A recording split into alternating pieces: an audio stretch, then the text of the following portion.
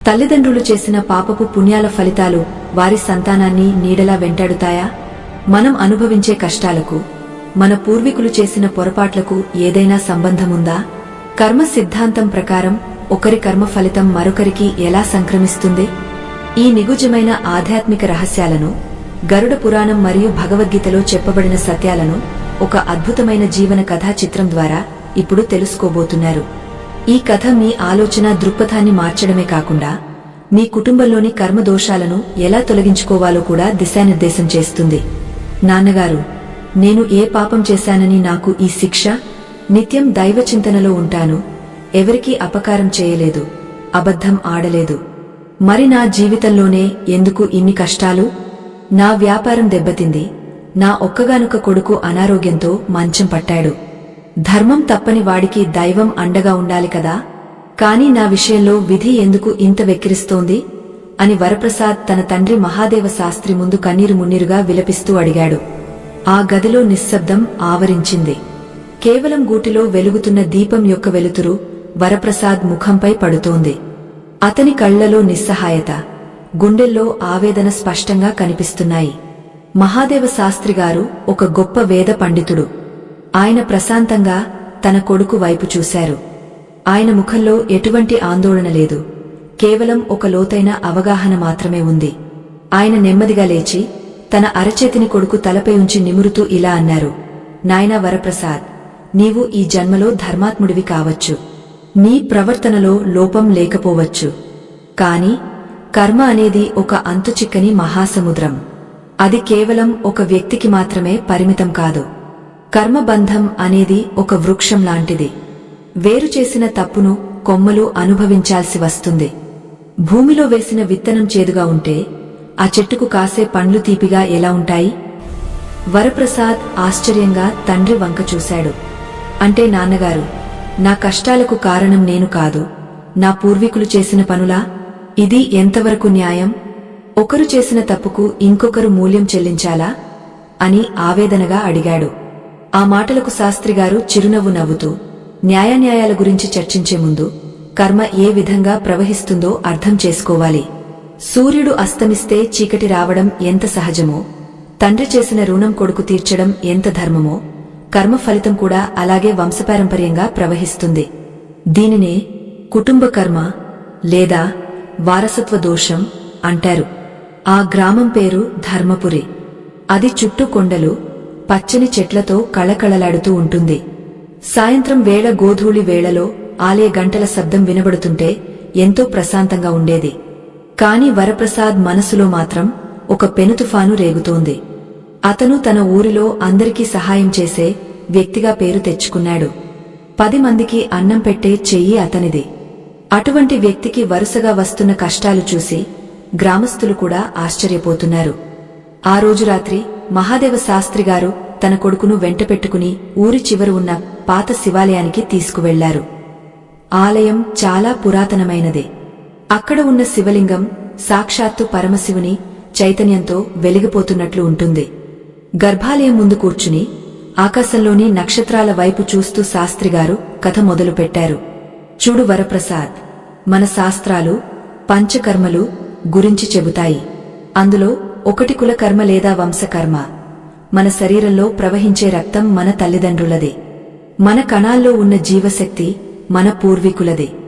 మనం వారి ఆస్తులను పంచుకున్నప్పుడు వారి పాపపు పుణ్యాలను కూడా సమానంగా పంచుకోవాలి.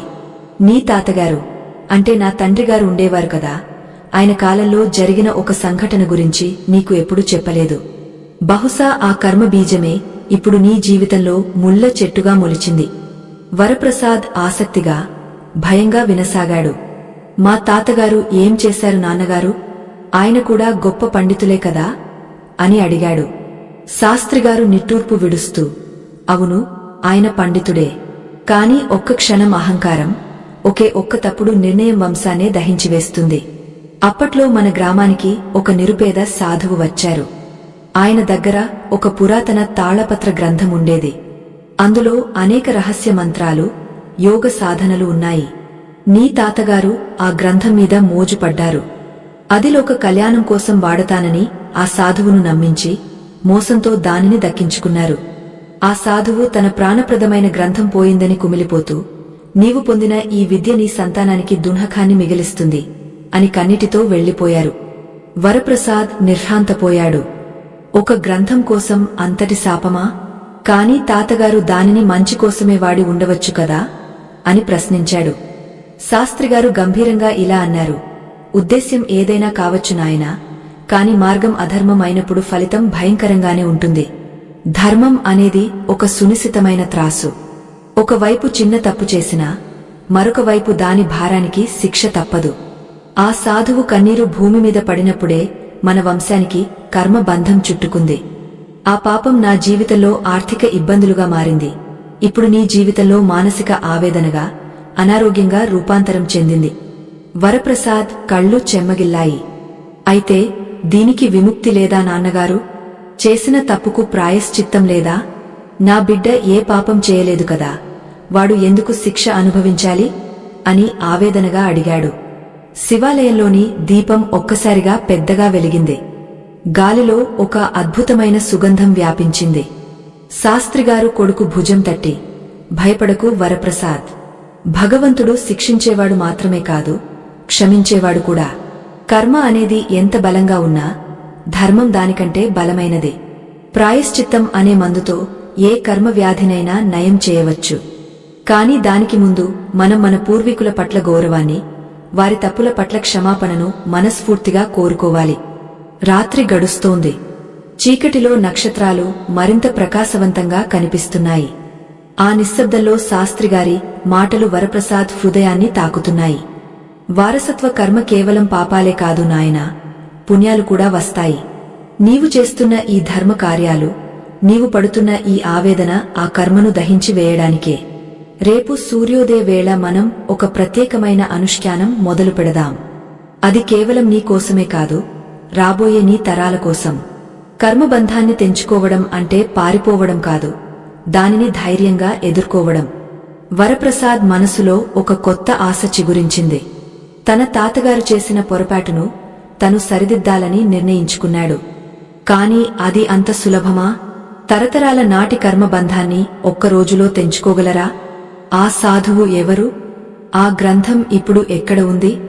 అసలు గరుడ పురాణం ఈ కర్మ బదిలీ గురించి ఏమని చెబుతోంది? ఇలాంటి ఎన్నో ప్రశ్నలు వరప్రసాద్ మెదడులో మెదులుతున్నాయి. తెల్లవారుజామున బ్రహ్మ ముహూర్తం. ఆకాశం ఇంకా నల్లటి రంగును వదులుకోలేదు కాని తూర్పు దిక్కున లేత నారింజ రంగు వెలుగులు మెల్లగా విరజల్లుతున్నాయి. పక్షుల కిలకిల రావాలు ప్రకృతి మేల్కొంటున్నట్లు సూచిస్తున్నాయి. ధర్మపురి గ్రామ శివార్లలో ప్రవహించే పవిత్ర నది తీరంలో మహాదేవ శాస్త్రిగారు, ఆయన కుమారుడు వరప్రసాద్ నిలబడి ఉన్నారు. నది నీరు పారే శబ్దం మనసును ప్రశాంతంగా ఉంచుతున్నప్పటికీ వరప్రసాద్ హృదయంలో మాత్రం ఆందోళన తగ్గలేదు. నిన్న రాత్రి తన తండ్రి చెప్పిన విషయాలు అతని తలలో మెదులుతూనే ఉన్నాయి. తన తాతగారు చేసిన ఒక పొరపాటు వల్ల తన కొడుకు ఇప్పుడు వ్యాధిగ్రస్తుడయ్యాడా అన్న ఆలోచన అతన్ని కుదిపేస్తోంది. నదిలో స్నానం ఆచరించిన తర్వాత తడి బట్టలతోనే సూర్య భగవానుడికి అరయం వదిలారు శాస్త్రిగారు. ఆ తర్వాత తన కొడుకు వైపు చూసి ప్రశాంతంగా ఇలా అన్నారు, నాయనా వరప్రసాద్, నీ మనసులో ఉన్న సందిగ్ధత నాకు అర్థమవుతోంది. కర్మ అనేది కేవలం ఒక వ్యక్తికి మాత్రమే ఎందుకు పరిమితం కాదు? భగవంతుడు అన్యాయం చేస్తున్నాడా అని నీవు అనుకోవచ్చు. కాని ఇక్కడ ఒక రహస్యముంది. గరుడ పురాణంలో దీని గురించి చాలా స్పష్టంగా వివరించబడింది. ఆత్మ అనేది ఒక్కటే అయినా భౌతిక శరీరం మాత్రం మన పూర్వీకుల నుండి వస్తుంది. మన రక్తంలో, మన కణాల్లో వారి సంస్కారాలు ఉంటాయి. అందుకే దీనిని వారసత్వ కర్మ అంటారు. వరప్రసాద్ నెమ్మదిగా నది గట్టుమీద కూర్చున్నాడు. నాన్నగారు, దీనిని విజ్ఞాన శాస్త్రం కూడా అంగీకరిస్తుందా? తల్లిదండ్రుల పోలికలు, అలవాట్లు పిల్లలకు వస్తాయని మనకు తెలుసు. కాని వారు చేసిన పాపాలు కూడా ఇలాగే సంక్రమిస్తాయా అని అడిగాడు. ఆ ప్రశ్న విన్న శాస్త్రిగారు ఒక చిన్న ఉదాహరణ చెప్పారు. చూడు నాయనా, ఒక వ్యక్తి గొప్ప మేడ కట్టాడు అనుకో. ఆ మేడను నిర్మించడానికి అతను ఎంతో మందిని మోసం చేసి డబ్బు సంపాదించాడు. అతను చనిపోయిన తర్వాత ఆ మేడ అతని కొడుకుకు దక్కుతుంది. కొడుకు ఆ మేడలో నివసిస్తూ సుఖాలను పొందుతున్నాడు. కాని ఆ మేడ కట్టడానికి వాడిన ప్రతి ఇటుకలోనూ మోసపోయిన వారి కన్నీళ్లు, ఆవేదన దాగ ఉన్నాయి. ఆ మేడలో నివసించే కొడుకు ఆస్తులను ఎలా అనుభవిస్తాడో అదేవిధంగా ఆస్తుల వెనుక ఉన్న కర్మ ఫలితాన్ని కూడా అనుభవించాలి. ఇది ప్రకృతి నియమం. మనం పుట్టుకతోనే కొన్ని రుణాలను తీసుకుని వస్తాం. అందులో పితృ రుణం అత్యంత ముఖ్యమైనది. ఆ మాటలు వింటున్న వరప్రసాద్ కళ్ల ముందు తన చిన్ననాటి జ్ఞాపకాలు మెదిలాయి. తన తాతగారు ఎంతో గౌరవప్రదంగా బ్రతికేవారు. కాని ఆయనకు ఒక్కొక్కసారి విపరీతమైన కోపం వచ్చేది. ఆ కోపంలో ఆయన చేసే పనులు ఎవరికీ అర్థమయ్యేవి కావు. శాస్త్రిగారు కొనసాగించారు, ఆ సాధువు శాపం నీ తాతగారికి తగిలింది. ఆయన ఆ గ్రంథాన్ని దొంగిలించినప్పుడు ఆయన ఆలోచనా విధానంలో మార్పు వచ్చింది. ఆయన మనసు కలుషితమైంది. ఆ కలుషితమైన మనస్సుతో ఆయన చేసిన ప్రతి పనిలోనూ ఒక రకమైన అశాంతి ఉండేది. ఆ అశాంతి ఆయన సంతానమైన నాకు, ఆ తర్వాత నీకు సంక్రమించింది. కర్మ అనేది ఒక తీగ లాంటిది. అది ఒక తరం నుండి మరో తరానికి ప్రాకుతూనే ఉంటుంది. అయితే దీనిని మనం ఆపవచ్చు. ఆ తీగను కత్తిరించే శక్తి ప్రాయశ్చిత్తానికి ఉంది. వరప్రసాద్ మనసులో ఒక సందేహం కలిగింది. నాన్నగారు, ఒకవేళ తండ్రి పుణ్యం చేస్తే అది కూడా పిల్లలకు వస్తుందా అని అడిగాడు. దానికి శాస్త్రిగారు చిరునవ్వుతో, తప్పకుండా వస్తుంది నాయనా. భాగవతంలో ఒక కథ ఉంది. ప్రహ్లాదుడు చేసిన గొప్ప విష్ణు భక్తి వల్ల అతని తండ్రి హిరణ్యకశిపుడు రాక్షసుడైనప్పటికీ 21 తరాల వారి పూర్వీకులు మోక్షాన్ని పొందారు. అంటే ఒక్క ధర్మాత్ముడు ఒక వంశంలో పుడితే ఆ వంశం చేసిన పాపాలని పటాపంచలైపోతాయి. కర్మ సిద్ధాంతం కేవలం శిక్షను మాత్రమే కాదు, విముక్తిని కూడా ప్రసాదిస్తుంది. నీవు ఇప్పుడు పడుతున్న ఈ ఆవేదన, నీవు చేస్తున్న ఈ ధర్మ జిజ్ఞాస నీ కొడుకు ప్రాణాలను కాపాడుతాయి. నీవు నీ పూర్వీకుల తరపున క్షమాపణ వేడుకుంటే ఆ కర్మ బంధం సడలుతుంది.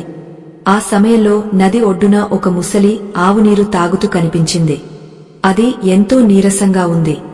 శాస్త్రిగారు దానిని చూపిస్తూ, చూడు వరప్రసాద్, ఈ సృష్టిలో ప్రతి జీవి కర్మకు లోబడే ఉంది. కాని మనిషికి మాత్రమే తన కర్మను మార్చుకునే అవకాశం భగవంతుడు ఇచ్చాడు. బుద్ధిని ఉపయోగించి ధర్మ మార్గంలో నడిచి గతంలో చేసిన పొరపాట్లకు పరిహారం చేసుకోవచ్చు. నీ తాతగారు ఆ సాధువు నుండి దొంగిలించిన ఆ గ్రంథం ఇప్పుడు మన ఇంట్లోనే ఉంది. కాని అది మూలపడి ఉంది. దానిలోని జ్ఞానాన్ని మనం గౌరవించలేదు. పైగా దానిని ఒక తప్పుడు మార్గంలో పొందాం.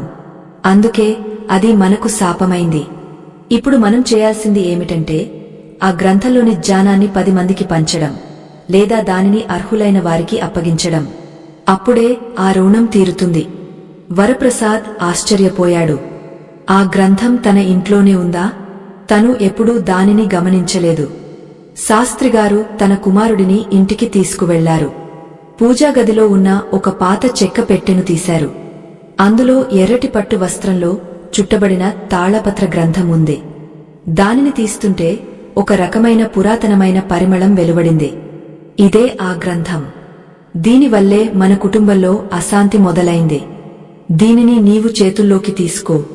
నీవు చేసిన ఏ తప్పు లేకపోయినా నీ పూర్వీకుల తరపున బాధ్యత తీసుకో. భగవంతుడి ముందు నిలబడి తెలియక చేసిన తప్పులను క్షమించమని వేడుకో అన్నారు శాస్త్రిగారు. వరప్రసాద్ ఆ గ్రంథాన్ని భక్తితో తన తలకు అద్దుకున్నాడు. అతని కళ్ల నుండి నీరు కారి ఆ గ్రంథంపై పడింది. ఆ క్షణంలో అతనికి ఏదో తెలియని బరువు తగ్గినట్లు అనిపించింది. కాని కర్మ అంత సులభంగా వదిలిపోతుందా? గరుడ పురాణంలో చెప్పబడినట్లుగా పితృదోషాలు పోవాలంటే కేవలం క్షమాపణ సరిపోతుందా? లేక ఏదైనా కఠినమైన వ్రతం లేదా దానం చేయాలా? ఆ సాధువు వంశీయులు ఎవరైనా ఇప్పుడు ఉన్నారా? వారికి మనం ఎలా ప్రాయశ్చిత్తం చేయగలం? వరప్రసాద్ మనసులో ఇన్ని ఆలోచనలు మెదులుతుండగా అప్పుడే ఊరి నుండి ఒక వ్యక్తి పరుగెత్తుకుంటూ వచ్చాడు. వరప్రసాద్ గారు, మీ అబ్బాయికి ఒక్కసారిగా స్పృహ వచ్చింది. వాడు అమ్మ అని పిలుస్తున్నాడు అని చెప్పాడు. ఆ వార్త వినగానే వరప్రసాద్ ఆనందానికి అవధులు లేవు. తండ్రి వైపు కృతజ్ఞతగా చూశాడు. శాస్త్రిగారు మాత్రం ప్రశాంతంగా, ఇది కేవలం ఆరంభం మాత్రమే నాయనా. కర్మబంధం తెగపోవడానికి ఇంకా చాలా చేయాలి. మన ప్రయాణం ఇంకా ముగియలేదు అన్నారు. ఆ రాత్రి వరప్రసాద్కు ఒక వింత కల వచ్చింది. ఆ కలలో ఒక తేజోవంతుడైన వ్యక్తి కనిపించి ఒక మంత్రాన్ని ఉపదేశిస్తున్నట్లు అనిపించింది. ఆ మంత్రం ఏమిటి? ఆ వ్యక్తి ఎవరు? కర్మ సిద్ధాంతంలోని తదుపరి రహస్యాలు ఏమిటి? వంశపారంపర్యంగా వచ్చే దోషాలను శాశ్వతంగా ఎలా తొలగించుకోవాలో చూద్దాం. గతంలో చేసిన తప్పులు నీడలా వెంటాడుతుంటే ఆ నీడను వదిలించుకోవడం సాధ్యమేనా? ఒక వంశంలో పుట్టిన వ్యక్తికి తన పూర్వీకుల కర్మలు కేవలం భారంగానే మిగులుతాయా, లేక వాటిని పుణ్యంగా మార్చుకునే అవకాశముందా? గరుడ పురాణం చెబుతున్న ఆ నిగూఢ సత్యాలను ఇప్పుడు ఈ కథా గమనంలో తెలుసుకుందాం. ఆ రాత్రి వరప్రసాద్కు వచ్చిన కల సాధారణమైనది కాదు. కలలో కనిపించిన ఆ తేజోమూర్తి జటాజూటధారియే, నుదుటిన విభూతి రేఖలతో, కళ్లలో కరుణారసాన్ని కురిపిస్తూ ఒక మంత్రాన్ని నెమ్మదిగా ఉచ్చరించారు. ఆ మంత్రం వింటుంటే వరప్రసాద్ శరీరంలోని ప్రతి అణువు ఒక ప్రకంపనకు లోనైంది. ఉలిక్కిపడి లేచిన వరప్రసాద్కు ఒళ్లంతా చెమటలు పట్టాయి. బయట ఇంకా వెలుతురు రాలేదు. పూజాగదిలో ఉన్న దీపం నెమ్మదిగా కొట్టుకుంటోంది. తండ్రి మహాదేవ శాస్త్రిగారు అప్పటికే మేల్కొని సంధ్యావందనానికి సిద్ధమవుతున్నారు. వరప్రసాద్ పరుగున తండ్రి దగ్గరకు వెళ్లి తనకు వచ్చిన కల గురించి, ఆ మంత్రం గురించి వివరించాడు.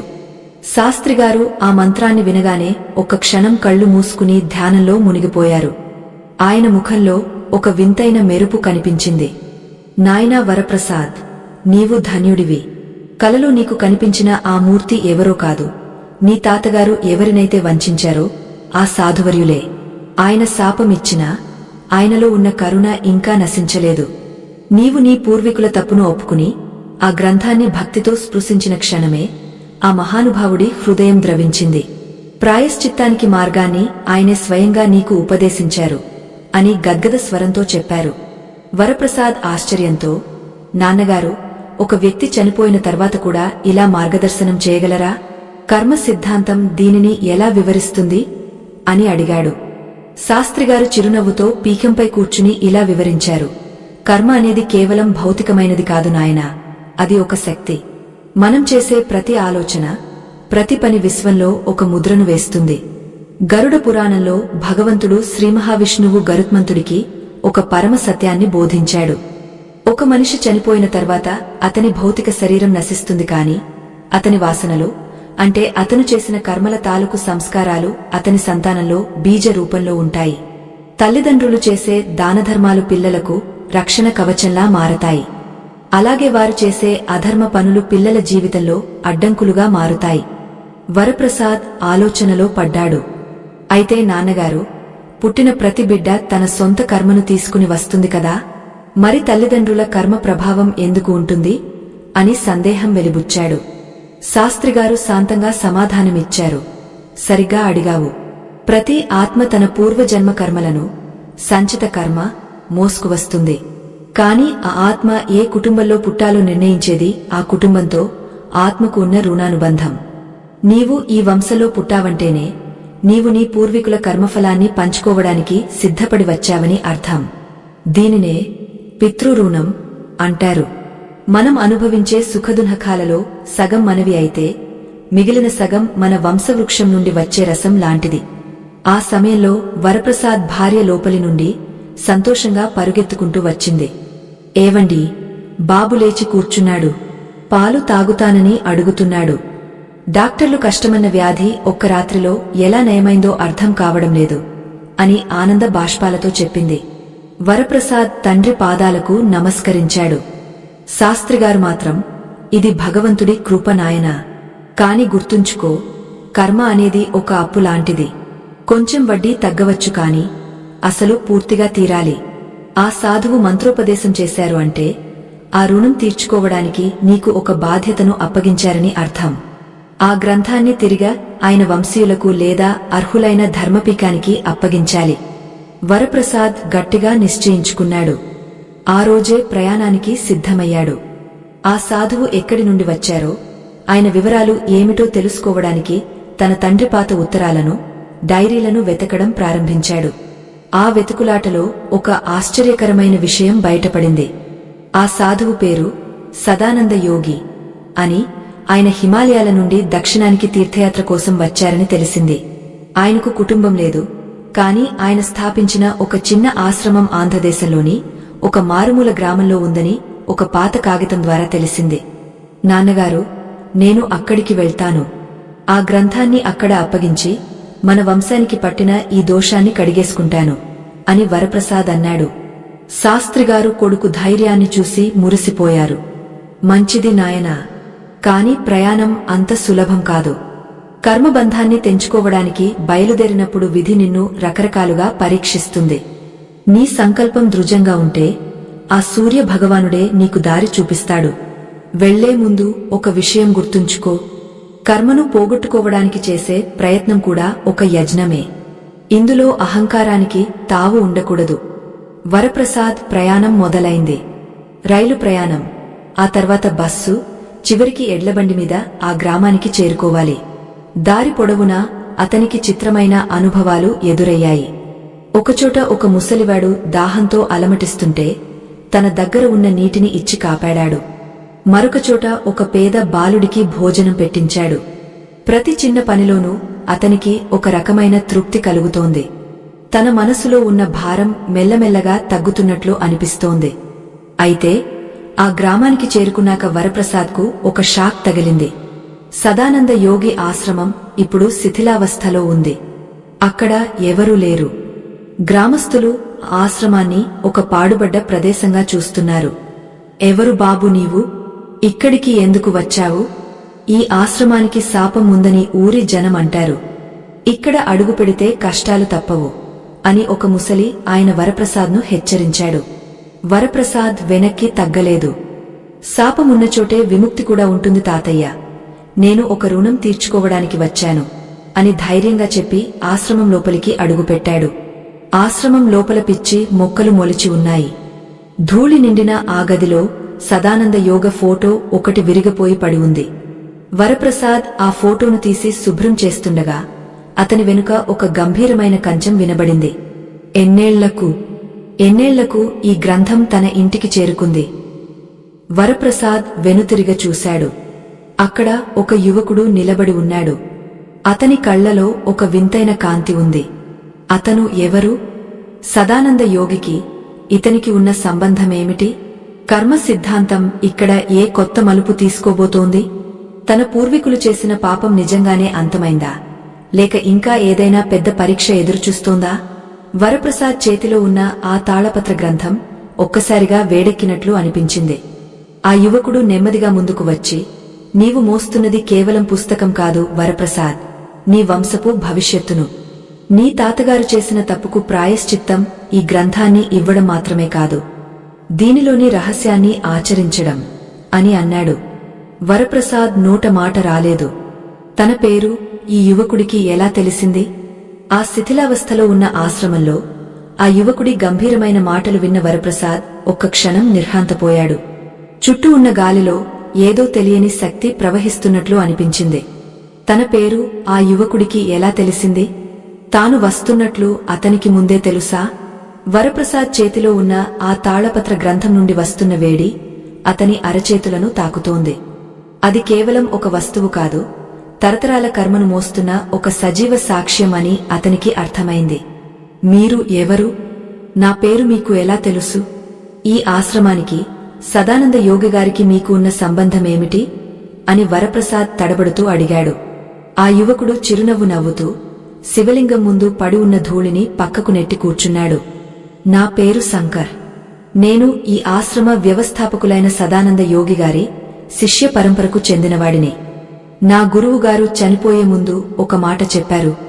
ఏ వస్తువు అయితే అధర్మంగా ఈ ఆశ్రమం నుండి వెళ్లిపోయిందో అది తిరిగి రావడానికి ఒక పుణ్యాత్ముడు వస్తాడు.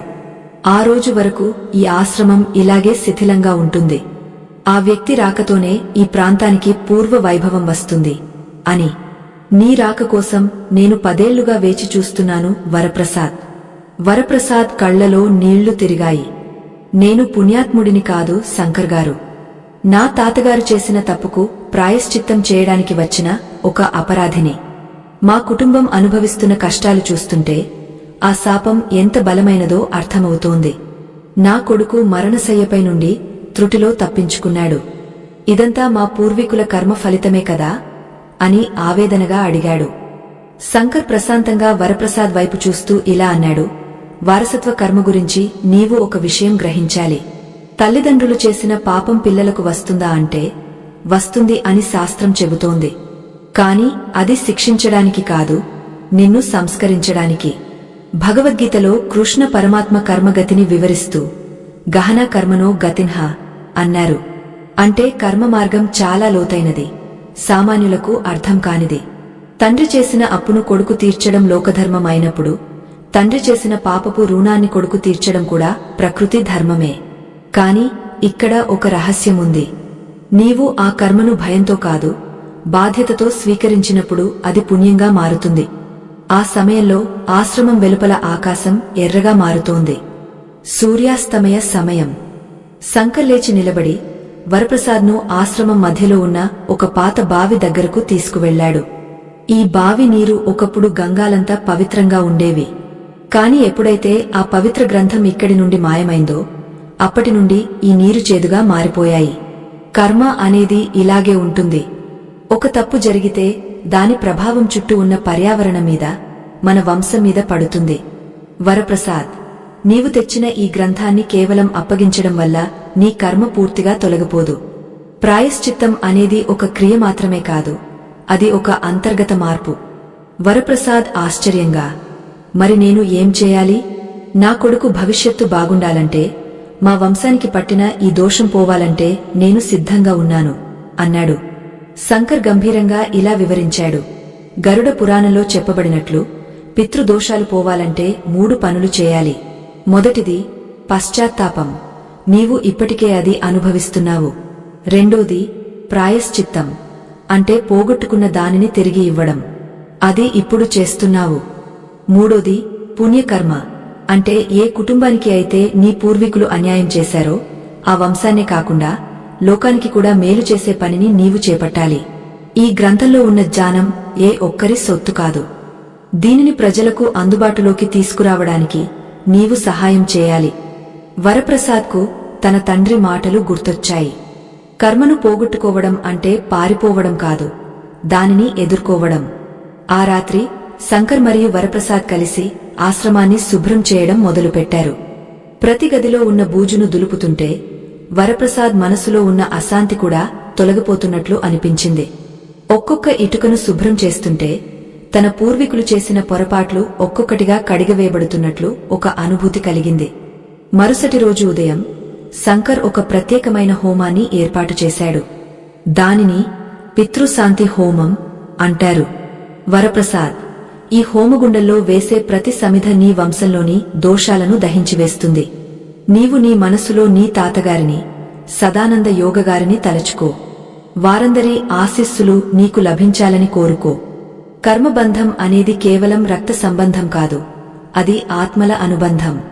నీవు ఇక్కడ చేస్తున్న ఈ పని వల్ల నీ కొడుకు శరీరంలోని అనారోగ్య కణాలు కూడా శక్తివంతంగా మారుతాయి అని శంకర్ చెప్పాడు. హోమం జరుగుతుండగా వరప్రసాద్కు ఒక వింత దృశ్యం కనిపించింది.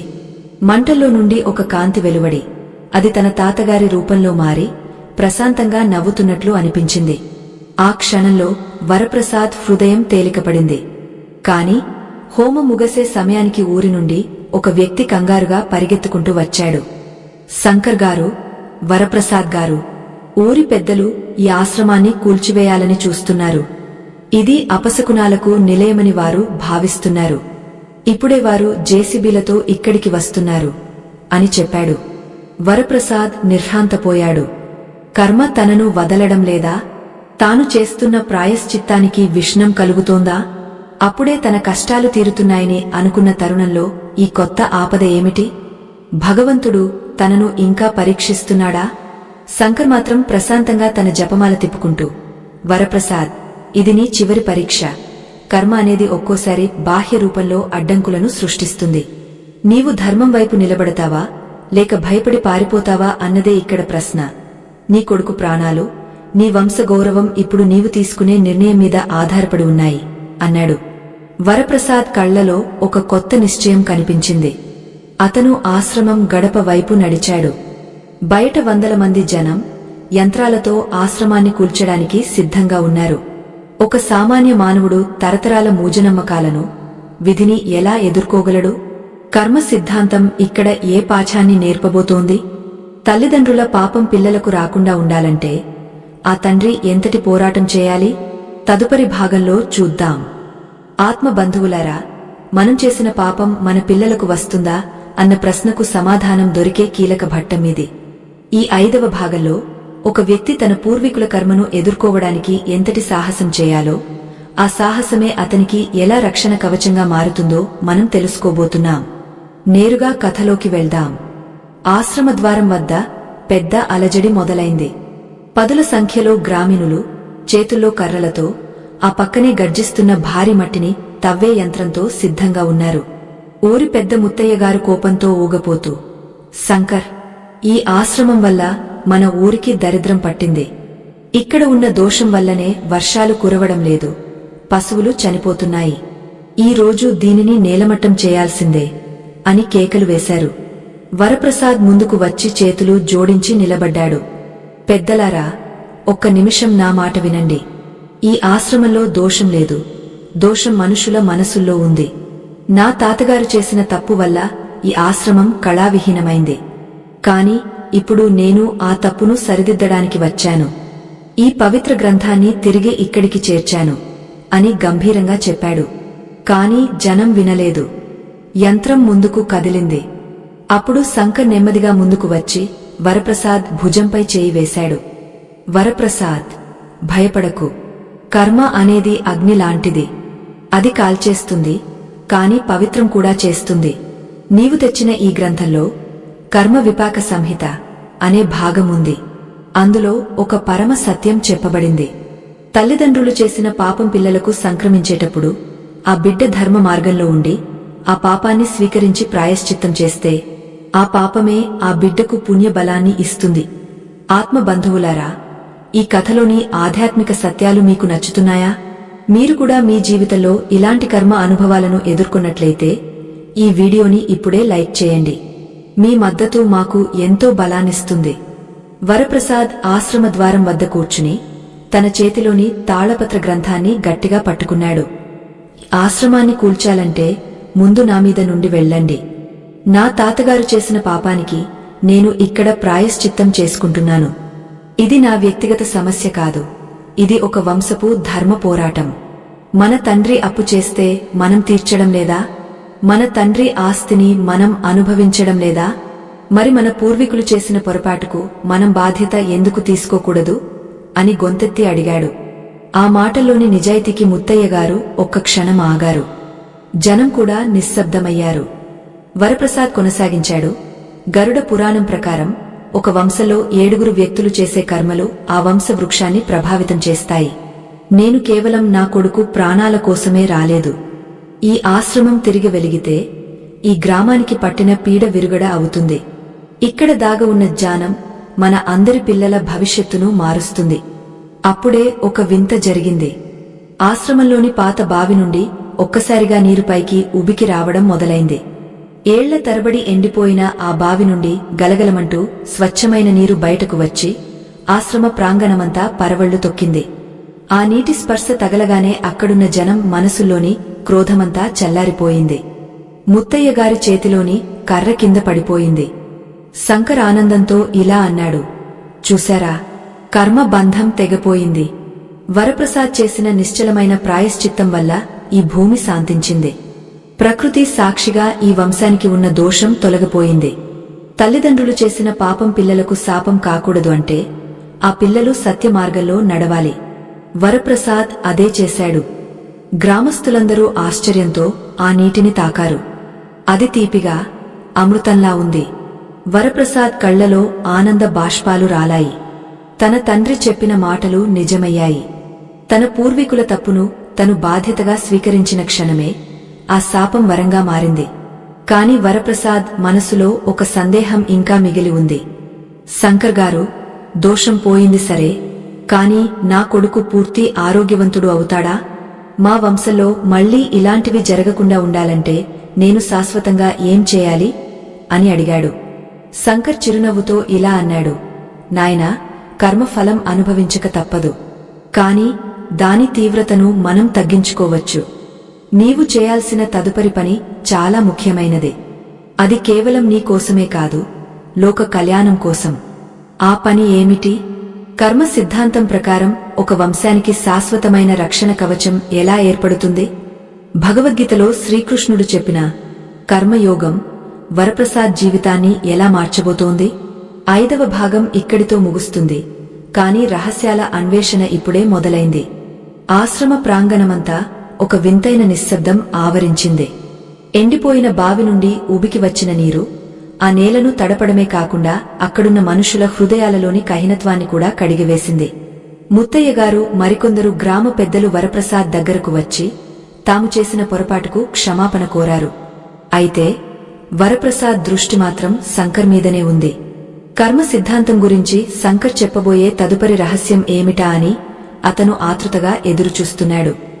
శంకర్ నెమ్మదిగా నడుస్తూ ఆశ్రమం మధ్యలో ఉన్న ఒక పాత రావి చెట్టు కింద కూర్చున్నాడు. వరప్రసాద్ కూడా ఆయన పక్కనే వినయంగా కూర్చున్నాడు. శంకర్ గంభీర స్వరంతో ఇలా చెప్పడం మొదలుపెట్టారు. వరప్రసాద్, నీవు ఒక విజయాన్ని సాధించావు. కాని ఇది కేవలం ఒక మెట్టు మాత్రమే.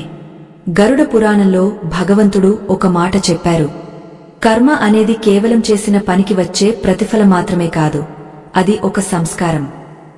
నీ తాతగారు చేసిన పని వల్ల నీ వంశంలో అశాంతి అనే సంస్కారం ప్రవేశించింది.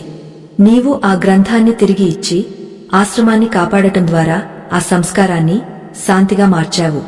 అయితే నీ సంతానం భవిష్యత్తులో మళ్లీ ఇలాంటి ఇబ్బందులకు గురికాకుండా ఉండాలంటే నీవు వంశరక్షణ కవచాన్ని నిర్మించుకోవాలి. వరప్రసాద్ ఆశ్చర్యంగా, వంశరక్షణ కవచమా? అది ఎలా సాధ్యం నాన్నగారు అని అడిగాడు. శంకర్ ఒక చిరునవ్వుతో ఇలా వివరించారు. భగవద్గీతలో కృష్ణ పరమాత్మ నిష్కామ కర్మ గురించి చెప్పారు. నీవు చేసే ప్రతి పనిని భగవంతుడికి అర్పితం చేస్తూ దాని ఫలితం మీద ఆశ లేకుండా ఉండటమే నిజమైన రక్షణ. నీవు నీ పూర్వీకుల తరపున ప్రాయశ్చిత్తం చేశావు, అది బాధ్యత. కాని ఇకపై నీవు చేసే ప్రతి పుణ్యకార్యం నీ వంశానికి ఒక కవచంలా మారుతుంది. పితృదేవతలు సంతృప్తి చెందితే ఆ వంశంలో పుట్టే పిల్లలకు ఎటువంటి గ్రహదోషాలు, కర్మదోషాలు దరిచేరవు. ఆత్మబంధువులారా, కర్మ సిద్ధాంతంలోని ఈ లోతైన రహస్యాలు మీ జీవితానికి ఎంతో ఉపయోగపడతాయని మేము ఆశిస్తున్నాము. ఈ కథ మీకు నచ్చుతున్నట్లయితే దయచేసి ఈ వీడియోని లైక్ చేయండి. మీ మద్దతు మాకు ఎంతో ముఖ్యం. వరప్రసాద్ మనసులో ఒక లోతైన ఆలోచన మెదిలింది. అంటే శంకర్ గారు, మనం చేసే పాపం పిల్లలకు ఎలా వస్తుందో మనం చేసే పుణ్యం కూడా అలాగే వెళ్తుందా అని అడిగాడు. శంకర్ తల ఊపుతూ, తప్పకుండా.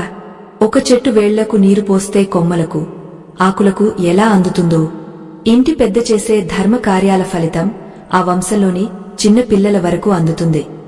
గరుడ పురాణం ప్రకారం ఏ ఇంట్లో అయితే పితృదేవతలకు తర్పణాలు ఇస్తారో, ఏ ఇంట్లో అయితే పేదలకు అన్నదానం జరుగుతుందో ఆ ఇంట్లోని పిల్లలకు ఆయురారోగ్యాలు సిద్ధిస్తాయి. నీవు ఇప్పుడు చేయాల్సిన పని ఏమిటంటే ఈ గ్రంథంలోని ఉన్నతమైన జ్ఞానాన్ని అందరికీ పంచాలి. జ్ఞాన దానం కంటే గొప్ప ప్రాయశ్చిత్తం మరొకటి లేదు. వరప్రసాద్ వెంటనే తన తండ్రికి ఫోన్ చేసి విషయం చెప్పాడు. మహాదేవ శాస్త్రిగారు అటువైపు నుండి ఆనందంతో గద్గద స్వరంతో ఇలా అన్నారు. నాయనా, నీవు చేసిన పని వల్ల మన 7 తరాల పితృదేవతలు తరించారు. ఇప్పుడే డాక్టర్లు ఫోన్ చేశారు. మన బాబు రిపోర్ట్స్ చూసి వారు ఆశ్చర్యపోతున్నారట. బాబు రక్తంలో ఉన్న ఇన్ఫెక్షన్ పూర్తిగా తగ్గిపోయిందని, ఇది ఒక అద్భుతమని అంటున్నారు. నీవు నమ్మిన ధర్మం నిన్ను కాపాడింది వరప్రసాద్. ఆ మాట వినగానే వరప్రసాద్ కళ్లలో ఆనంద బాష్పాలు రాలాయి. కర్మ సిద్ధాంతం యొక్క శక్తిని అతను ప్రత్యక్షంగా చూశాడు. శంకర్ లేచి నిలబడి వరప్రసాద్ చేతిలో ఒక చిన్న మట్టి ప్రమిదను పెట్టాడు. వరప్రసాద్, ఈ దీపాన్ని ఈ ఆశ్రమంలో వెలిగించు. ఇది కేవలం దీపం కాదు, నీ వంశంలో ఇకపై వెలగబోయే జ్ఞాన జ్యోతి. నీ తాతగారు దొంగిలించిన ఆ గ్రంథం ఇప్పుడు ఈ ఆశ్రమానికి ప్రాణం పోసింది. నీవు నీ జీవితంలో ఒక భాగాన్ని ఈ ధర్మ ప్రచారానికి కేటాయించాలి. ధర్మం కోసం నిలబడేవాడిని ధర్మమే కాపాడుతుంది. వరప్రసాద్ ఆ దీపాన్ని భక్తితో వెలిగించాడు. ఆ వెలుగులో ఆశ్రమ గోడల మీద ఉన్న పురాతన చిత్రాలు మెరుస్తూ కనిపించాయి. ఆ చిత్రాలలో ధర్మరాజు, భీష్ముడు వంటి గొప్ప వ్యక్తుల కర్మయాత్రలు ఉన్నాయి. వరప్రసాద్కు ఒక విషయం అర్థమైంది. కష్టాలు అనేవి మనల్ని శిక్షించడానికి రావు, మనలోని అహంకారాన్ని తొలగించి మనల్ని సరైన మార్గంలో పెట్టడానికి వస్తాయి. కాని అదే సమయంలో శంకర్ ముఖంలో ఒక చిన్న ఆందోళన కనిపించింది. వరప్రసాద్, నీ వ్యక్తిగత కర్మ తీరిపోయింది. కాని నీవు ఒక పెద్ద బాధ్యతను స్వీకరించావు. ఈ ప్రపంచంలో ఇంకా ఎందరో తల్లిదండ్రులు తమ పాపపు ఫలితాలను పిల్లలు అనుభవిస్తుంటే చూడలేక కుమిలిపోతున్నారు. వారికి ఈ సత్యం ఎలా చేరుతుంది? కర్మ నుండి విముక్తి పొందే ఆ రహస్య మార్గాలను మనం ఎలా వివరించగలం అని ప్రశ్నించాడు. వరప్రసాద్ ధైర్యంగా ఇలా అన్నాడు, నేను సిద్ధంగా ఉన్నాను శంకర్ గారు. ఈ అనుభవాన్ని, ఈ జ్ఞానాన్ని అందరికీ పంచుతాను. ప్రతి ఒక్కరూ తమ పూర్వీకులను ఎలా గౌరవించాలో, కర్మదోషాలను ఎలా పోగొట్టుకోవాలో నేను వివరిస్తాను. శంకర్ తల ఊపారు. అయితే ప్రయాణం ఇంకా ముగియలేదు.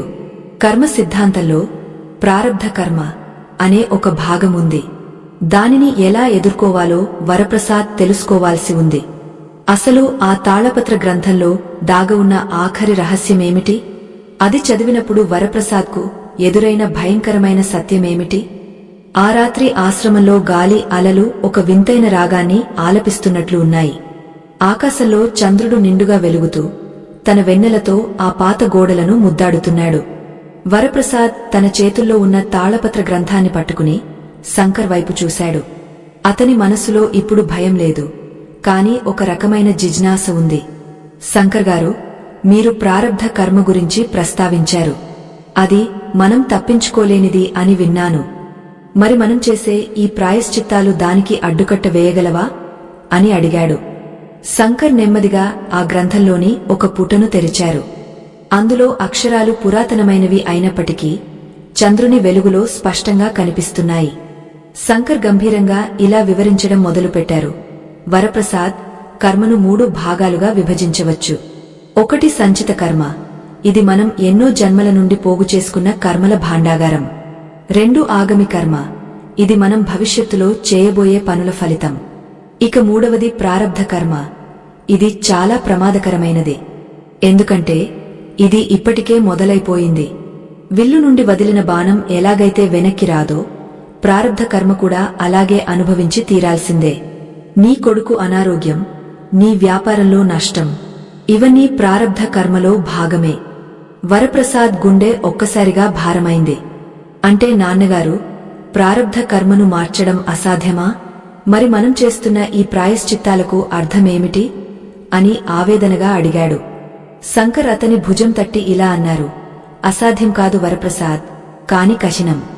బాణం విల్లు నుండి వదిలినా ఆ బాణం వేగాన్ని తగ్గించవచ్చు, లేదా దాని దిశను కొద్దిగా మార్చవచ్చు. దానివల్ల కలిగే దెబ్బ తీవ్రతను తగ్గించవచ్చు. ప్రాయశ్చిత్తం, దైవభక్తి అనేవి ఆ బాణానికి అడ్డుగా నిలిచే డాలు లాంటివి. భగవంతుడి అనుగ్రహముంటే ఆ బాణం నీ ప్రాణాలను తీయడానికి బదులు చిన్న గాయంతో వదిలివేస్తుంది. నీ తాతగారు చేసిన పాపం ప్రారబ్ధంగా మారింది, అందుకే నీవు కష్టాలు అనుభవించావు. కాని నీవు చేసిన పశ్చాత్తాపం ఆ కర్మ తీవ్రతను తగ్గించి నీ బిడ్డను మృత్యువు నుండి రక్షించింది. వరప్రసాద్ ఆ గ్రంథం వైపు చూశాడు. ఈ గ్రంథంలో ఇంకా ఏముంది శంకర్ గారు? ఆఖరి రహస్యమేమిటి అని ఆతృతగా అడిగాడు. శంకర్ ఒక క్షణం నిశ్శబ్దంగా ఉండి ఆ తర్వాత గంభీరంగా చదవడం మొదలుపెట్టారు. వారసత్వ కర్మ కేవలం తండ్రి నుండి కొడుకుకు మాత్రమే కాదు, తల్లి నుండి బిడ్డకు, గురువు నుండి శిష్యుడికి కూడా సంక్రమిస్తుంది. ఒక వ్యక్తి చేసిన ధర్మం వల్ల 7 తరాలు ఎలా తరిస్తాయో, ఒక వ్యక్తి చేసిన మహాపరాధం వల్ల కూడా 7 తరాలు అశాంతిని అనుభవిస్తాయి. అయితే ఈ చక్రం నుండి బయటపడటానికి ఒకే ఒక మార్గం ఉంది. అది ఆత్మ సమర్పణ. అంటే మన అహంకారాన్ని చంపుకుని మన వంశంలోని ప్రతి ఒక్కరిని వారు చేసిన మంచి చెడులతో సహా స్వీకరించడం. శంకర్ ఆ మాటలు చెబుతుంటే వరప్రసాద్కు తన బాల్యం గుర్తొచ్చింది. తన తల్లి ఎప్పుడూ పూజలు చేస్తూ తన తాతగారి పట్ల ఎంతో గౌరవంగా ఉండేది. బహుశా ఆమె చేసిన ఆ పుణ్యమే తనను ఇంతకాలం రక్షించిందని అతనికి అర్థమైంది. నాన్నగారు, మనం చేసే పాపం పిల్లలకు వస్తుంది సరే, కాని దానికి పరిహారంగా ఏ మంత్రాలు పయించాలి, ఏ దానాలు చేయాలి? గరుడ పురాణం దీని గురించి ఏమి చెబుతోంది అని అడిగాడు. శంకర్ వివరించారు. గరుడ పురాణంలో శ్రీమహావిష్ణువు ఇలా చెప్పారు, ఎవరైతే తమ పూర్వీకుల పేరుతో అన్నదానం చేస్తారో, ఎవరైతే ప్రతిరోజు పక్షులకు, జంతువులకు ఆహారం పెడతారో వారి వంశంలోని కర్మ దోషాలు మెల్లగా కరిగిపోతాయి. ముఖ్యంగా గాయత్రీ మంత్రం జపించడం వల్ల బుద్ధి శుద్ధి అవుతుంది. బుద్ధి శుద్ధి అయితే మనం కొత్తగా పాపాలు చేయము. పాత కర్మలను ఎదుర్కొనే ధైర్యం లభిస్తుంది. వరప్రసాద్, నీవు ఇప్పుడు చేయాల్సిన అతి ముఖ్యమైన పని ఏమిటంటే, నీ తాతగారు ఎవరినైతే మోసం చేశారో ఆ సాధువు వంశానికి చెందినవారు ఎవరైనా ఉంటే వారికి సహాయం చేయడం. వరప్రసాద్ ఆశ్చర్యపోయాడు. ఆ సాధువుకు కుటుంబం లేదని కదా విన్నాను అని అడిగాడు. శంకర్ ఒక నిట్టూర్పు విడిచి ఆశ్రమం వెనుక ఉన్న ఒక చిన్న గుడిసె వైపు చూపించారు. ఆయనకు సొంత కుటుంబం లేకపోవచ్చు, కాని ఆయన ఆశ్రయించిన ఒక పేద కుటుంబం ఉంది. ఆ కుటుంబం ఇప్పటికీ ఈ గ్రామంలోనే అత్యంత దారిద్ర్యంలో ఉంది. వారిని ఆదుకోవడం అంటే ఆ సాధువు ఆత్మను శాంతింపజేయడమే. కర్మ సిద్ధాంతం ప్రకారం ఎవరికైతే మనం అపకారం చేశామో వారికి తిరిగి ఉపకారం చేసినప్పుడే ఆ కర్మ ఖాతా పూర్తవుతుంది. వరప్రసాద్ వెంటనే ఆ గుడిసె వైపు నడిచాడు. అక్కడ ఒక ముసలి అవ్వ ఒక చిన్న పాపతో కలిసి చింపిరి బట్టలతో ఉంది. వారిని చూడగానే వరప్రసాద్ హృదయం ద్రవించింది. తన తాతగారు చేసిన ఒక తప్పు వల్ల ఈ కుటుంబం ఇన్ని దశాబ్దాలుగా ఇబ్బందులు పడుతోందా? అతను వారి దగ్గరకు వెళ్లి మోకాళ్లపై కూర్చుని వారి పాదాలకు నమస్కరించాడు. ఆ ముసలి అవ్వ ఆశ్చర్యంతో చూస్తూ, ఎవరు బాబు నీవు, మా కాళ్లకు నమస్కరిస్తున్నావు అని అడిగింది. వరప్రసాద్ కన్నీళ్లతో, అవ్వా, నేను నీకు అప్పు ఉన్నవాడిని. నా తాతగారు చేసిన పొరపాటుకు ప్రాయశ్చిత్తం చేసుకోవడానికి వచ్చాను. ఇకపై మీ బాధ్యత నాది అని చెప్పాడు. ఆ క్షణంలో ఆకాశం నుండి ఒక చల్లని గాలి వీచింది. ఆశ్రమంలోని శివలింగం మీద ఉన్న ఒక పువ్వు నెమ్మదిగా కింద పడింది. అది ఒక శుభ సంకేతం. శంకర్ దూరం నుండి చూస్తూ ముసిముసి నవ్వులు నవ్వుకున్నారు. కాని అదే సమయంలో వరప్రసాద్కు తన ఇంటి నుండి మళ్లీ ఫోన్ వచ్చింది. తన తండ్రి మహాదేవ శాస్త్రి గారు కంగారుగా ఇలా అన్నారు, వరప్రసాద్, మన ఇంటి దగ్గర ఒక వింతైన వ్యక్తి వచ్చాడు. అతను నీకోసం అడుగుతున్నాడు. అతని చేతిలో ఒక పాత ఉత్తరముంది. ఆ ఉత్తరం నీ తాతగారు రాసింది.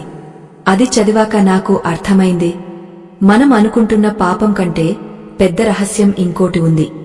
వరప్రసాద్ నిర్ఘాంతపోయాడు. ఇంకా ఏముంది? తన తాతగారు దాచిన ఆ ఉత్తరంలో ఏముంది? కర్మ సిద్ధాంతం తనను ఏ వైపుకు తీసుకెళ్తోంది?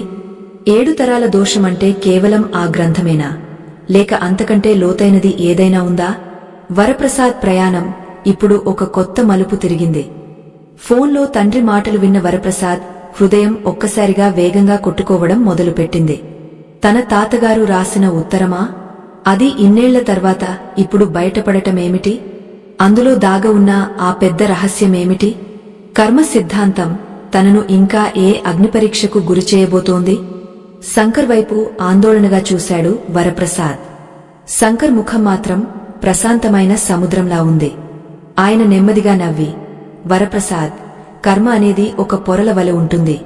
ఒక పొర విడిపోగానే మరో పొర బయటపడుతుంది.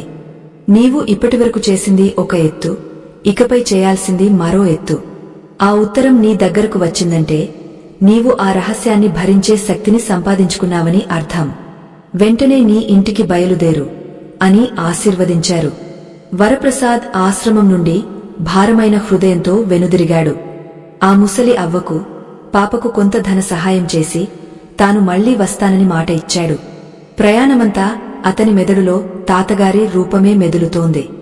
తన తాతగారు కేవలం ఒక గ్రంథాన్ని దొంగిలించడం మాత్రమే చేశారా, లేక అంతకంటే లోతైన అపరాధం ఏదైనా ఉందా? ఇంటికి చేరుకునేసరికి సాయంత్రం అయింది. వాకిలిలో ఒక వృద్ధుడు కూర్చుని ఉన్నాడు. ఆయన కళ్లలో ఒక వింతైన శూన్యం, ముఖం మీద ఎన్నో ఏళ్ల వేదన కనిపిస్తున్నాయి. మహాదేవ శాస్త్రిగారు వరప్రసాద్ను లోపలికి పిలిచి ఆ పాత ఉత్తరాన్ని అతని చేతిలో పెట్టారు. అది పసుపు పచ్చగా మారిపోయి ఉంది. అక్కడెక్కడ తడిచిన గుర్తులు ఉన్నాయి. వరప్రసాద్ వణుకుతున్న చేతులతో ఆ ఉత్తరాన్ని విప్పి చదవడం మొదలుపెట్టాడు. నా ప్రియమైన కుమారుడు మహాదేవ శాస్త్రికి, నేను ఈ ఉత్తరం రాసే సమయానికి నా ఆయువు ముగసిపోతోందని నాకు తెలుసు. నేను చేసిన ఒక పొరపాటు మన వంశాన్ని ఏ విధంగా వేధిస్తుందో అని నేను అనుక్షణం కుమిలిపోతున్నాను. ఆ సాధువు నుండి నేను తీసుకున్నది కేవలం గ్రంథం మాత్రమే కాదు, ఆ గ్రంథంతో పాటు ఒక వాగ్దానాన్ని కూడా దొంగలించాను. ఆ సాధువు తన గురువు నుండి పొందిన ఒక పవిత్రమైన విగ్రహాన్ని ఒక అనాథాశ్రమాన్ని నిర్మించడానికి నాకు అప్పగించారు. కాని నేను అహంకారంతో ఆ విగ్రహాన్ని ధనం కోసం అమ్ముకున్నాను. ఆ ధనంతోనే మనమిప్పుడు ఉన్న ఈ మేడను, ఈ ఆస్తులను సంపాదించాను. ఇది రక్తం పీల్చిన ధనం. ఈ పాపం నా కొడుకులకు, నా మనవళ్లకు శాపంగా మారుతుందని నాకు తెలుసు. ఎవరైతే ఈ సత్యాన్ని తెలుసుకుంటారో వారు ఆ విగ్రహాన్ని తిరిగి వెతికి ఆ సాధువు ఆశయాలను నెరవేర్చినప్పుడే ఈ వంశానికి మోక్షం లభిస్తుంది. ఉత్తరం చదవడం పూర్తి చేసిన వరప్రసాద్ కళ్లలో నీళ్లు తిరిగాయి. తన తండ్రి వైపు చూశాడు. శాస్త్రిగారు తలదించుకుని ఉన్నారు. నాన్నగారు, అంటే మనం ఇప్పుడు నివసిస్తున్న ఈ ఇల్లు, ఈ సుఖాలు అన్నీ ఒక అబద్ధం మీద నిర్మించబడ్డాయా అని అడిగాడు. శాస్త్రిగారు భారంగా నిట్టూర్చారు. అవును నాయనా, నేను కూడా ఈ ఉత్తరాన్ని ఈ రోజే చూశాను. ఆ వృద్ధుడు ఎవరో కాదు, ఆ విగ్రహాన్ని కొనుగోలు చేసిన వ్యాపారి మనవడు. వారి వంశం కూడా నాశనమైపోయింది. ఆ విగ్రహం వారి ఇంట్లో అడుగుపెట్టినప్పటి నుండి వారి కుటుంబంలో ఎవరూ ప్రశాంతంగా లేరు. అందుకే దానిని తిరిగే ఇవ్వడానికి వచ్చాడు. బయట కూర్చున్న ఆ వృద్ధుడు నెమ్మదిగా లోపలికి వచ్చి తన సంచి నుండి ఒక చిన్న విగ్రహాన్ని తీసి టేబుల్ మీద పెట్టాడు. అది అద్భుతమైన కాంతితో వెలిగిపోతున్న బాలకృష్ణుడి విగ్రహం. కాని ఆ విగ్రహం చుట్టూ ఏదో అశాంతి ఉన్నట్లు అనిపించింది. బాబూ, ఇది మా తాతగారు మీ తాతగారి దగ్గర నుండి కొన్నది. అప్పటి నుండి మా ఇంట్లో అన్నీ అరిష్టాలే. నా కొడుకులు చనిపోయారు, ఆస్తి పోయింది. చివరకు నేను ఒంటరివాడిని అయ్యాను. ఈ విగ్రహాన్ని తిరిగి ఇచ్చేస్తే నా కర్మ తీరుతుందని ఒక పండితుడు చెప్పారు అని ఆ వృద్ధుడు కన్నీరు పెట్టుకున్నాడు. ఆత్మ బంధువులారా, కర్మ అనేది ఎంత భయంకరమైనదో చూశారా? మనం సంపాదించే ధనం ధర్మబద్ధంగా లేకపోతే అది మన సంతానానికి విషంగా మారుతుంది. ఈ కథలోని సత్యాలు మీకు కనువిప్పు కలిగిస్తున్నట్లయితే దయచేసి ఈ వీడియోని లైక్ చేయండి. మీ ఒక్క లైక్ మరికొందరికి ఈ జ్ఞానాన్ని చేరవేస్తుంది. వరప్రసాద్ ఆ విగ్రహాన్ని చేతుల్లోకి తీసుకున్నాడు. గరుడ పురాణంలో చెప్పబడిన ఒక శ్లోకం అతనికి గుర్తొచ్చింది. అధర్మ సంపాదితం విత్తం దశవర్షాణి తిష్కతి. అంటే అధర్మంగా సంపాదించిన ధనం 10 ఏళ్ల కంటే ఎక్కువ కాలముండదు. అది పోయేటప్పుడు వంశాన్ని కూడా తీసుకుపోతుంది. తన కుటుంబంలో జరుగుతున్న కష్టాలకు ఇప్పుడు పూర్తి కారణం తెలిసింది. తన తాతగారు ఆస్తుల కోసం చేసిన అబద్ధం ఇప్పుడు తన బిడ్డ ఆరోగ్యాన్ని హరిస్తోంది. నాన్నగారు, ఇప్పుడు మనం ఏం చేయాలి? ఈ విగ్రహాన్ని ఏం చేయాలి అని వరప్రసాద్ అడిగాడు. శాస్త్రిగారు గంభీరంగా ఇలా అన్నారు. నాయనా, ప్రాయశ్చిత్తం అంటే కేవలం తప్పు ఒప్పుకోవడం కాదు, ఆ తప్పు వల్ల కలిగిన నష్టాన్ని పూడ్చడం. ఈ ఆస్తులు, ఈ ఇల్లు అన్నీ అమ్మేసినా సరే ఆ సాధువు ఆశించినట్లుగా ఒక ధర్మ కార్యానికి ఈ ధనాన్ని వాడాలి. అప్పుడే మన రక్తం శుద్ధి అవుతుంది. మన పిల్లలకు మనమిచ్చే అతిపెద్ద ఆస్తి డబ్బు కాదు, నిష్కల్మషమైన కర్మ. వరప్రసాద్ ఒక్క క్షణం కూడా ఆలోచించలేదు.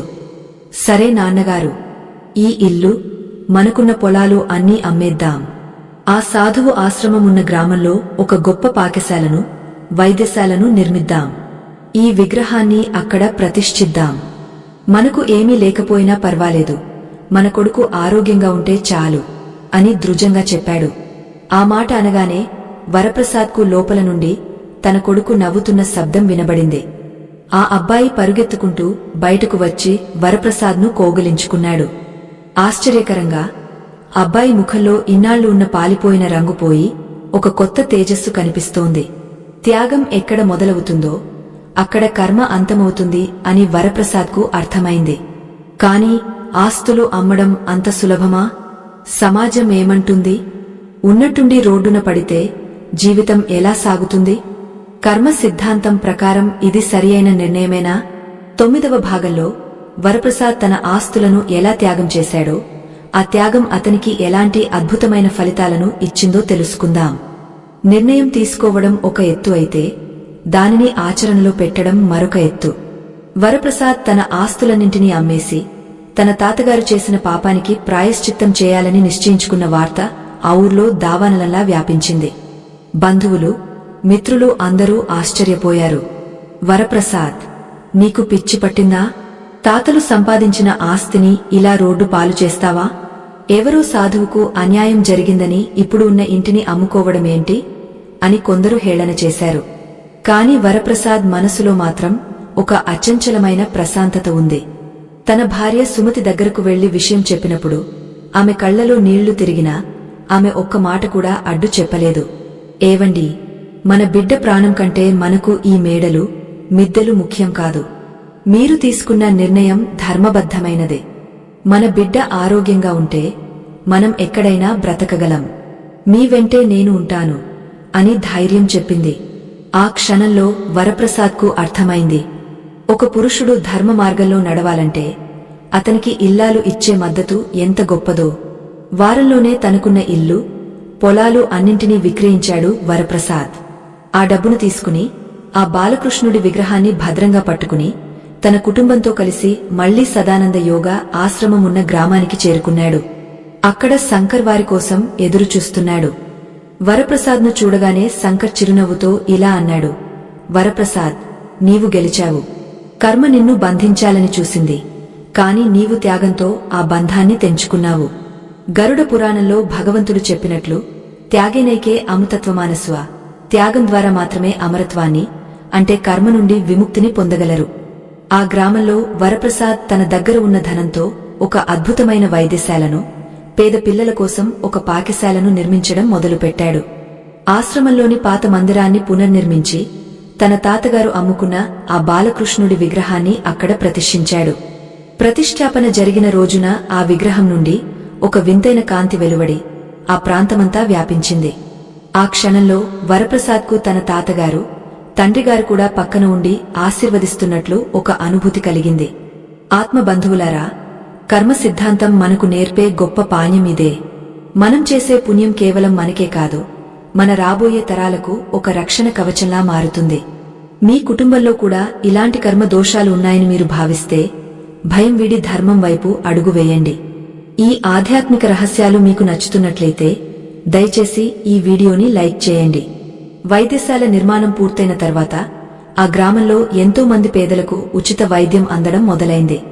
వరప్రసాద్ కొడుకు కూడా ఇప్పుడు పూర్తిగా కోలుకున్నాడు. వాడు ఆ పాఠశాలలోనే మిగతా పిల్లలతో కలిసి ఆడుకుంటూ, చదువుకుంటూ ఉండటం చూసి వరప్రసాద్ కళ్లలో ఆనంద బాష్పాలు రాలాయి. ఒకప్పుడు మంచం పట్టిన బిడ్డ ఇప్పుడు ఆరోగ్యంగా పరుగెడుతున్నాడంటే అది కేవలం వైద్యం వల్ల కాదు, ఆ వంశానికి పట్టిన కర్మదోషం తొలగిపోవడం వల్ల అని అతనికి తెలుసు. శాస్త్రిగారు కూడా ఆ గ్రామంలోనే ఉండి పిల్లలకు వేదాలు, పురాణాలు బోధిస్తున్నారు. ఒకరోజు సాయంత్రం శాస్త్రిగారు వరప్రసాద్ను పిలిచి ఇలా అన్నారు, నాయనా, నీవు చేసిన పని వల్ల మన 7 తరాల పితృ దేవతలు తృప్తి చెందారు. కర్మ సిద్ధాంతం ప్రకారం ఒక వ్యక్తి తన వంశం కోసం చేసే త్యాగం ఆ వంశంలోని అందరి పాపాలను కడిగివేస్తుంది. ఇప్పుడు నీవు నిజమైన వంశోద్ధారకుడివి అయ్యావు. ఆస్తులు ఇవ్వడం కాదు, ఆపదలో ఉన్న వంశాన్ని ధర్మ మార్గంలో నిలబెట్టడమే అసలైన వారసత్వం. వరప్రసాద్ నమస్కరించి, నాన్నగారు, కర్మ గురించి నేను తెలుసుకున్నది ఒక్కటే, మనం చేసే ప్రతి పని ఒక విత్తనం లాంటిది. అది ఎప్పుడో ఒకప్పుడు మొలకెత్తుతుంది. మనం చేదు విత్తనాలు నాటి తీపి పండ్లు ఆశించకూడదు.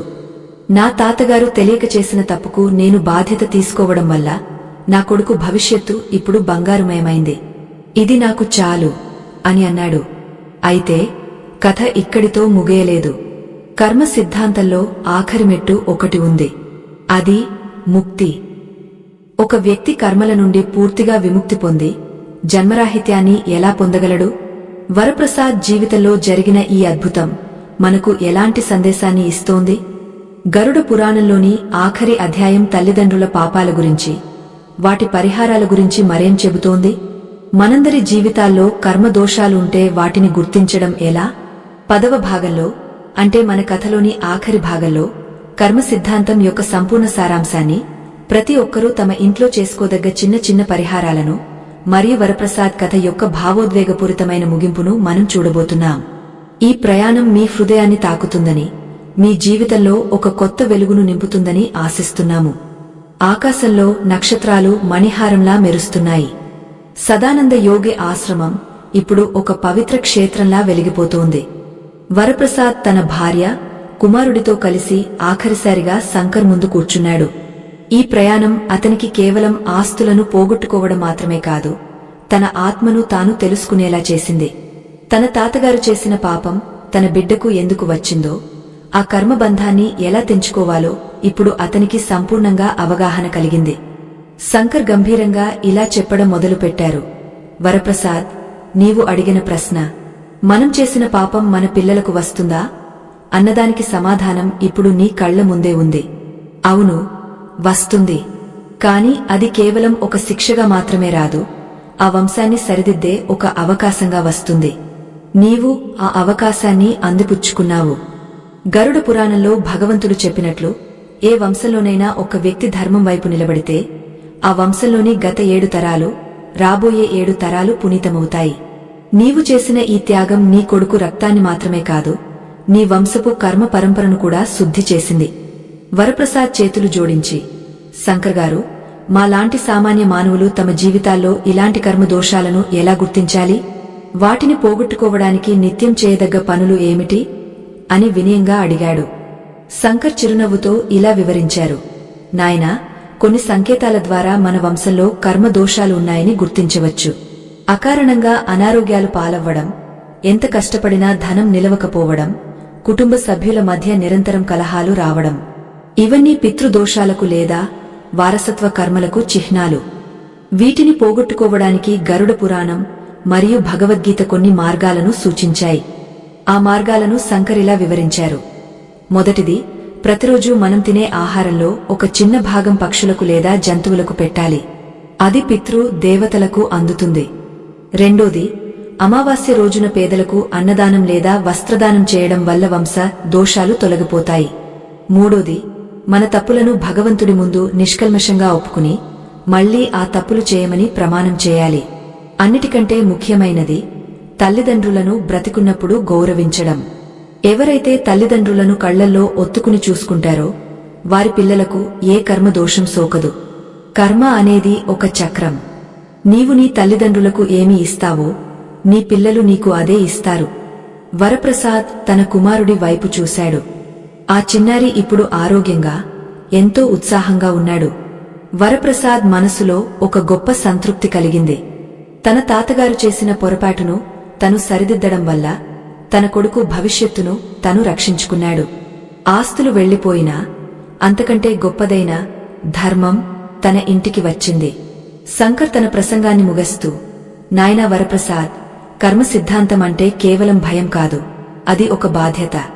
మనం చేసే ప్రతి పనిని మన పిల్లలు అనుభవిస్తారనే స్పృహ ఉంటే ఈ లోకంలో ఎవరూ తప్పు చేయరు. నీవు ఈ రోజు వేసిన ఈ ధర్మ బీజం వటవృక్షమై నీ తరాలన్నింటికీ నీడను ఇస్తుంది. భగవద్గీతలో శ్రీకృష్ణుడు చెప్పినట్లు, యోగః కర్మసు కౌశలం అంటే కర్మను నైపుణ్యంతో, ధర్మంతో ఆచరించడమే అసలైన యోగం. నీవు ఆ యోగాన్ని సాధించావు, ఇక నీవు వెళ్లి రావచ్చు అని ఆశీర్వదించారు. వరప్రసాద్ కుటుంబం ఆశ్రమానికి, ఆ బాలకృష్ణుడి విగ్రహానికి నమస్కరించి బయలుదేరింది. దారిలో సూర్యుడు ఉదయిస్తూ లోకానికి కొత్త వెలుగును ఇస్తున్నాడు. వరప్రసాద్కు ఇప్పుడు ఒక విషయం స్పష్టంగా తెలిసింది. జీవితంలో కష్టాలు రావడం శాపం కాదు, అవి మనల్ని మేల్కొలిపే పిలుపులు. కర్మ సిద్ధాంతం మనల్ని భయపెట్టడానికి కాదు, మనల్ని ఉత్తమ మనుషులుగా తీర్చిదిద్దడానికే పుట్టింది. తన వంశం ఇప్పుడు పవిత్రమైంది. తన కొడుకు ఇప్పుడు ఒక గొప్ప వారసత్వానికి వారసుడయ్యాడు. అది డబ్బు కాదు, అది ధర్మం. ఆత్మబంధువులారా, ఇంతటి అద్భుతమైన ఆధ్యాత్మిక రహస్యాలను సేకరించి వాటిని పరిశోధించి మీ ముందుకు తీసుకురావడానికి మా బృందం పగలు రేయి ఎంతో శ్రమించింది. ఈ ధర్మ ప్రచారంలో మా కృషి మీకు నచ్చినట్లయితే, మా కష్టాన్ని మీరు గుర్తించినట్లయితే మీరు కూడా ఇందులో భాగస్వాములు కావచ్చు. ఇప్పుడు మీకు స్క్రీన్ మీద కనిపిస్తున్న క్యూట్ కోడ్ స్కానర్ కేవలం ఒక చిత్రం కాదు, ఇది మా కృషికి మీరు ఇచ్చే గౌరవం. మీ మొబైల్ ద్వారా ఆ కోడ్ను స్కాన్ చేసి మీరు అందించే చిన్న సహాయం కూడా ఈ ఛానల్ని ముందుకు నడిపించడానికి, మా బృందానికి అండగా ఉండటానికి ఎంతో బలాన్నిస్తుంది. దయచేసి మీ వంతు మద్దతును అందించండి. మరిన్ని ఇలాంటి ఆధ్యాత్మిక విషయాల కోసం మన ఛానల్ని ఇప్పుడే సబ్స్క్రైబ్ చేసుకోండి. ఈ వీడియోని లైక్ చేసి మీ ఆత్మీయులకు షేర్ చేయడం ద్వారా ఈ జ్ఞానాన్ని అందరికీ పంచండి. స్వస్తి.